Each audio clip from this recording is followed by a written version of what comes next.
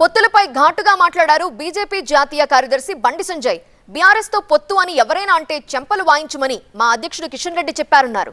తాను చెప్పుతో కొట్టమని చెప్పారంటూ ఘాటు వ్యాఖ్యలు చేశారు సంజయ్.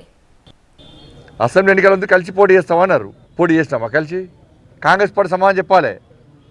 కలిసి పోటీ చేసినామా? మళ్ళీ ఇప్పుడు సేమ్ అదే ప్రచారం. మేము 5-6 రోజుల పాటు మ్యాక్సిమం సీట్లు అనౌన్స్ చేయబోతున్నాం. ఎక్కడ చర్చలు జరిగినాయమ్మాయి. మేము అనౌన్స్ చేయబోయే సీట్లు మన కేంద్ర నాయకత్వము పార్లమెంటుకి సంబంధించి తెలంగాణ పార్లమెంట్ నియోజకవర్గానికి సంబంధించి మొన్ననే చెప్పారు.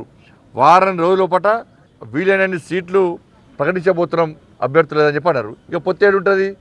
నిన్న మా కిషన్ రెడ్డి గారు చెప్పారు, పొత్తు అంటే 2 చెంపలు వాయించమన్నాడు. నేనేమన్నా చెప్పుతో కొట్టమన్నా పొత్తు అంటే. అటు ఎమ్మెల్సీ కవితకు సిబిఐ నోటీసులపైన స్పందించారు బండి సంజయ్.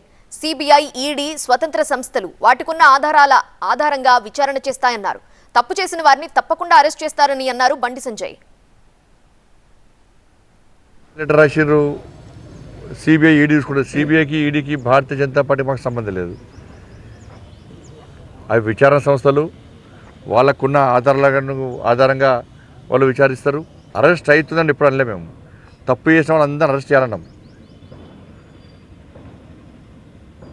ఆమెకు నోటీస్ ఇచ్చారు కాబట్టి అప్పుడు ఆధారాలు ఉంటే చర్యలు తీసుకోవాలని చెప్పి అప్పుడు డిమాండ్ చేసినాం. ఎవరి మీద కానీ, ఒక వ్యక్తి మీద, ఒక వ్యక్తిరాల మీద కాదు, ఎవరి మీద కానీ ఆధారాలు ఉంటే తప్పకుండా చర్యలు